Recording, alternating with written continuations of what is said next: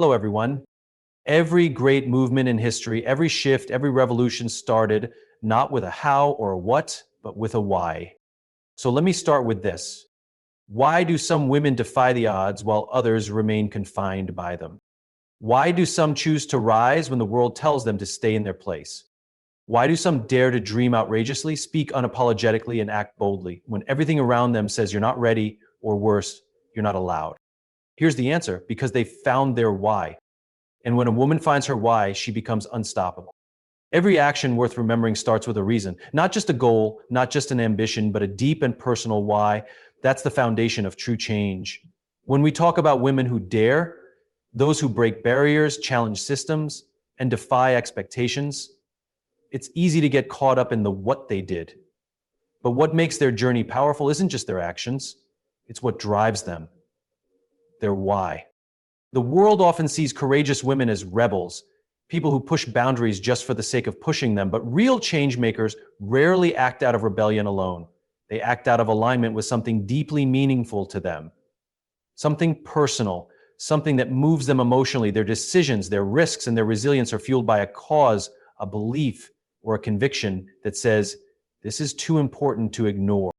Take any woman who's made a lasting impact, and behind her boldness, you'll find clarity. She doesn't just know what she's doing, she knows why she's doing it. That clarity gives her courage, it gives her direction, and it gives her something that can't be shaken by rejection, judgment, or failure: purpose. Let's be honest, daring is hard, especially in a world that doesn't always welcome it. When a woman challenges the status quo, she's not just pushing back against systems, she's often pushing against centuries of inherited beliefs, against traditions that have been normalized, and against expectations that tell her to shrink instead of shine. That takes more than confidence. It takes conviction. It takes a reason so strong that even fear doesn't have the final say. That's the difference between acting from ego and acting from purpose. When you're doing something to prove people wrong, your motivation might fade the moment they stop paying attention. But when your actions are rooted in something bigger than yourself, when your why is tied to justice, equality, opportunity, or simply the hope that no one else has to feel what you once did, then your power becomes sustainable. It becomes transformative. This is why some women rise even when the odds are stacked against them. It's not that they're braver or luckier than others. It's that they've connected deeply with what matters to them. And that connection gives them the strength to keep going, not just for themselves, but for those who are watching, hoping. Think of a young woman who speaks up in a boardroom where her voice is the minority. Think of the single mother who works 2 jobs and still finds time to teach her daughter about self-worth. Think of the scientist who pushes through institutional barriers to innovate, not for fame, but because she believes her work can save lives. These women didn't wake up one day and decide to be heroes. They connected to a why, and that's what made them powerful.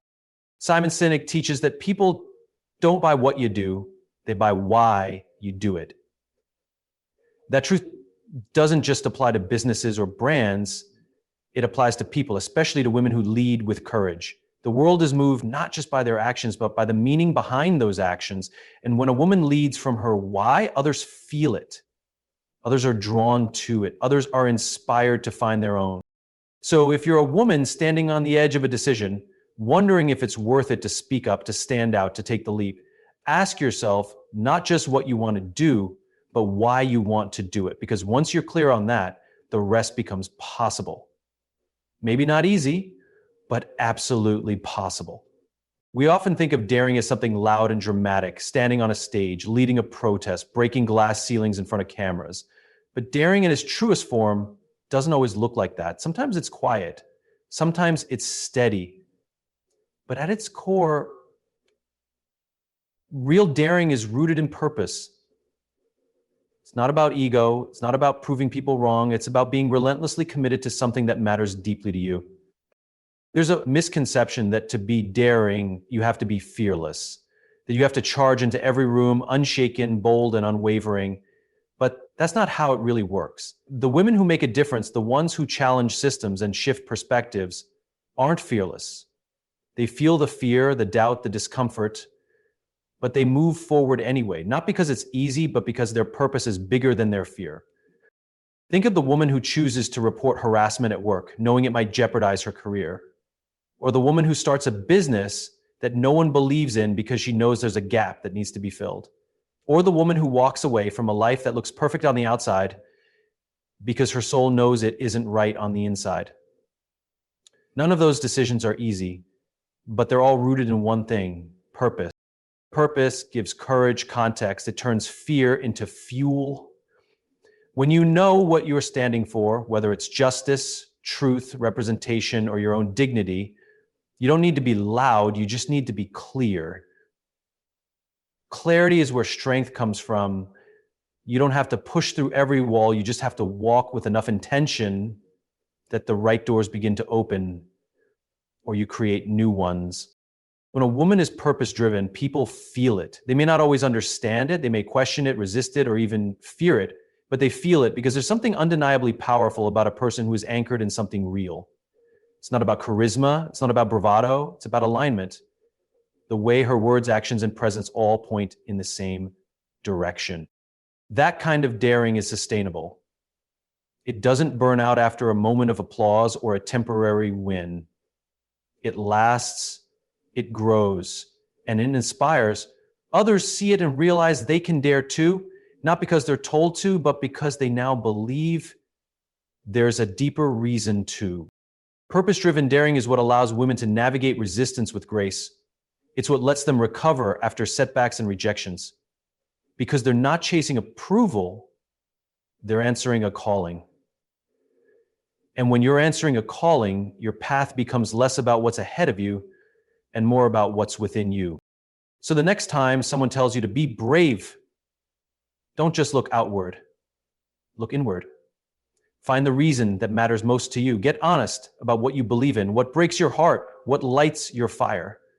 That's where daring begins, not in the absence of fear, but in the presence of meaning.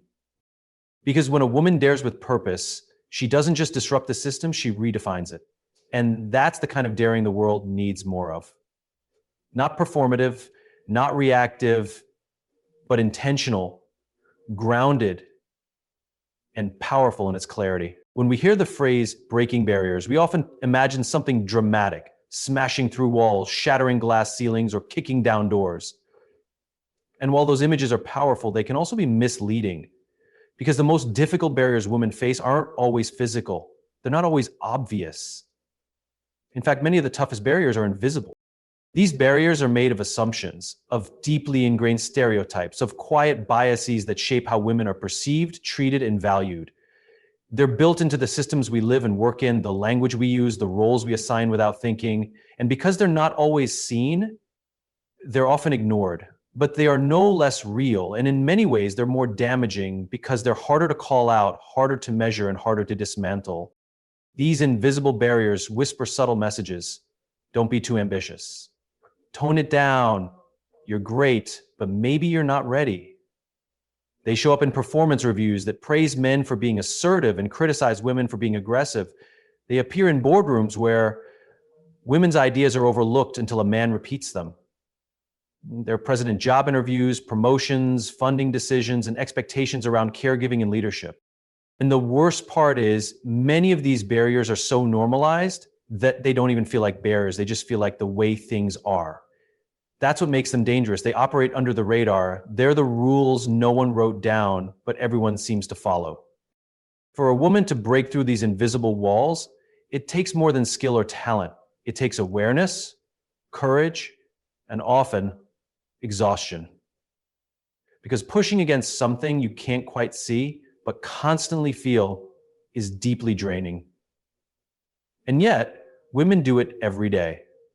Not for applause, but simply to claim the space they deserve.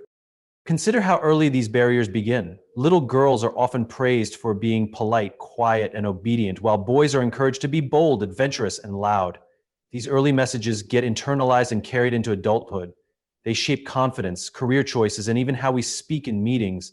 And by the time a woman finds herself in a leadership position, she's not just navigating the job, she's navigating the weight of unspoken expectations. And yet, many people still believe that if a woman is qualified, she'll naturally rise, that talent always gets noticed, that hard work speaks for itself. But that's not always true when the system wasn't built with her in mind. When unconscious bias exists in hiring, when maternity is viewed as a liability, when leadership is still coded as male, women often have to work twice as hard to be seen as half as capable. What's even more complex is that these barriers often come wrapped in politeness. We'd love to give you this opportunity, but we're just not sure you're the right fit. You're amazing, really, but we're going in a different direction.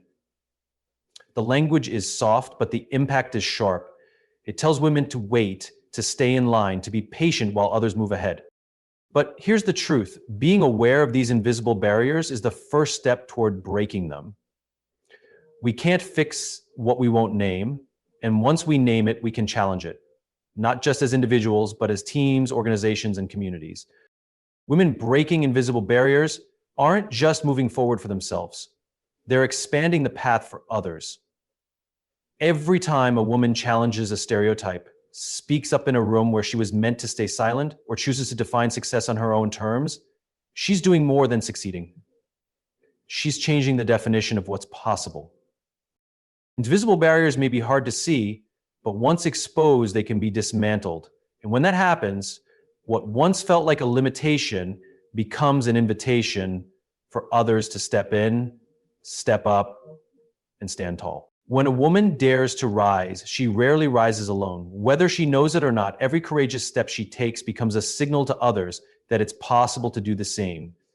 That's the quiet power of leadership, not the kind that demands attention, but the kind that inspires action.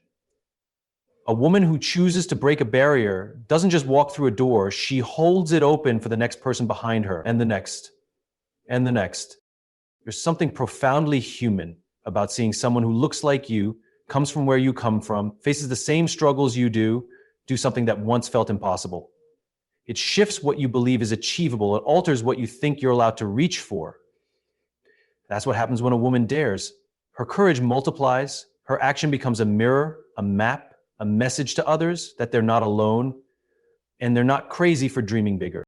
So often, women carry the weight of representation. Being the first in a space isn't just about personal achievement. It comes with pressure, scrutiny, and the knowledge that people are watching to see if you'll succeed or fail. But what many don't realize is that in choosing to move forward anyway, she's quietly building a bridge for others to cross. Her bravery expands what society thinks is possible. Look at any major cultural shift, and you'll find women at the heart of it. Women who dare to speak, build, lead, or create, often without permission. And after them, you'll see a ripple effect. Others following their lead, standing taller, asking for more. One woman's act of defiance or innovation can spark a collective awakening. Think of Malala Yousafzai, who stood up for girls' education in the face of unimaginable violence. Her story didn't just change policy, it inspired young girls around the world to believe their voices mattered. Think of Serena Williams, who dominated a sport that didn't always welcome her, and in doing so, redefined strength, power, and excellence for a whole generation. Think of women in your own life, teachers, mothers, mentors, friends, who made bold choices, took scary steps, and in doing so, gave you permission to do the same. This is the chain reaction of courage. One woman's decision to break free creates space for another woman's freedom. One woman's choice to lead makes leadership more accessible for others. And while these moments might feel individual, their impact is collective. They shift culture, they rewrite stories, they create legacy. But this doesn't mean that every woman who dares sets out to be a role model. Often she's just trying to live in alignment with her truth. She's just trying to be whole, honest, and free. And yet, in doing so, she becomes a light for others. That's the beauty of authenticity. It doesn't need to be perfect to be powerful. It just needs to be real. This is why visibility matters, representation matters. When women are seen in roles of leadership, innovation, creativity, and power, it normalizes what once felt rare. It tells young girls, especially those from underrepresented backgrounds, this space belongs to you too. That is a radical and necessary message. So if you're a woman who's dared, who's spoken when it was easier to stay silent, who's stepped up when you were afraid, who's made choices that the others didn't understand, know this: you've already made more of a difference than you realize. Your story is giving someone else the strength to begin theirs. Because when one woman rises, it's not just her elevation that matters. It's the chain of possibilities she sets in motion. And that's how real change happens, not in one loud moment, but in countless quiet ones, passed from hand to hand, heart to heart. In a world that often expects women to justify their ambition, downplay their strengths, or soften their tone, clarity becomes an act of resistance. It's a way of saying, I know who I am, and I don't need permission to be her. That kind of clarity cuts through noise. It commands respect not by demanding it, but by embodying it. Clarity is what allows women to lead without pretending to be someone they're not. It's what lets them say no without guilt, yes without hesitation, and not yet without apology. It's not about arrogance. It's about alignment to where your words, values, and actions all point in the same direction. And when that alignment is present, it's magnetic. People trust leaders who are clear. They follow people who are rooted. Think about the women you admire, not just the famous ones, but the everyday leaders. Maybe it's your grandmother, your teacher, a friend, or a mentor. What made them powerful likely wasn't how loud they were. It was their consistency, their presence, their certainty. They showed up with purpose. They made decisions with intention. They lived in a way that made you feel safe, inspired, or challenged. That's what clarity does. It creates impact that outlasts the moment. There's also a quiet courage in clarity. Because once you're clear, you become immovable in the best way. You're no longer swayed by trends, validation, or fear. You can listen to feedback without losing yourself. You can adapt without becoming a stranger to your own mission. Clarity gives you roots, and rooted people can weather storms without toppling over. This doesn't mean that clarity is about having all the answers. In fact, it's often the opposite. It means being honest about what you do know and what you're still figuring out. It's knowing what matters most, even if you're still navigating the details. Clarity isn't perfection. It's choosing to move forward with focus instead of noise. In environments where women are often interrupted, underestimated, or talked over, clarity can be revolutionary. A woman who speaks with clear intent, even if her voice is quiet, can shift the energy of a room. A woman who lives with clear values, especially when they go against the grain, can shift the culture of an entire organization.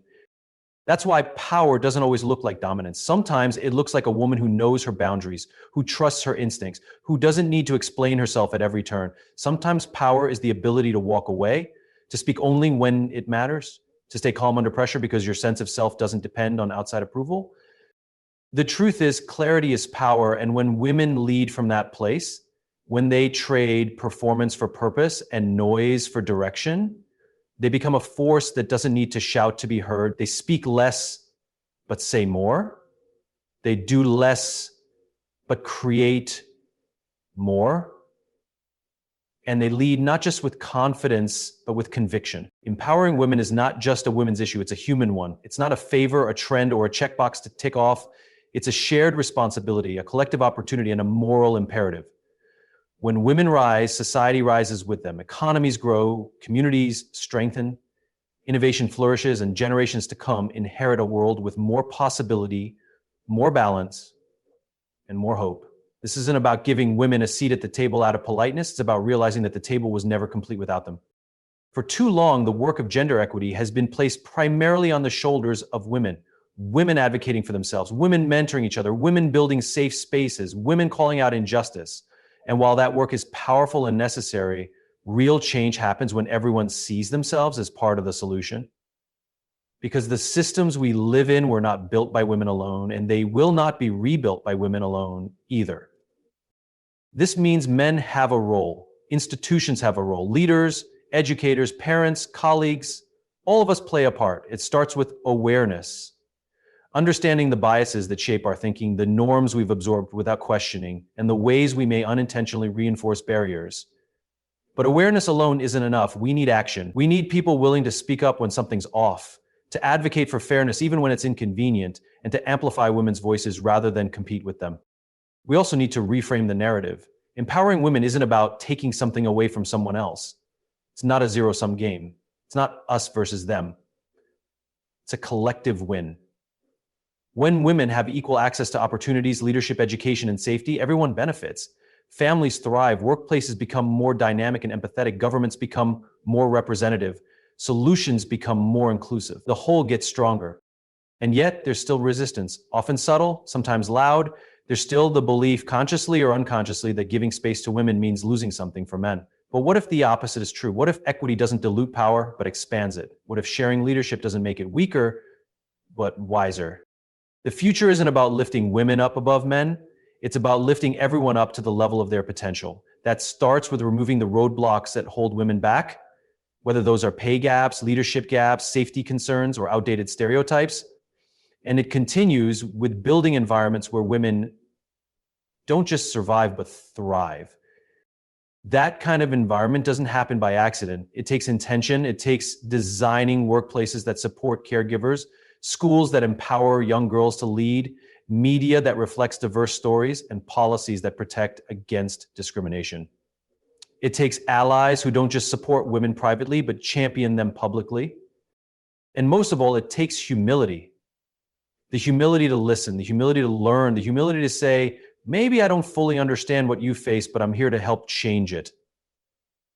That's how progress happens, not through perfect people, but through willing people. So whether you're a CEO or a student, a father, a daughter, a manager, or a friend, you have influence. You have reach. And you have a choice. You can choose to be a part of the world as it is, or you can help build the world as it could be. More fair, more free, more whole. Empowering women isn't a side mission. It's a cornerstone of a better future. And when we all step into that responsibility, when we see it not as charity, but as shared humanity, we become part of something truly transformational. Because a world where women dare lead and thrive isn't just a better world for women, it's a better world for all of us.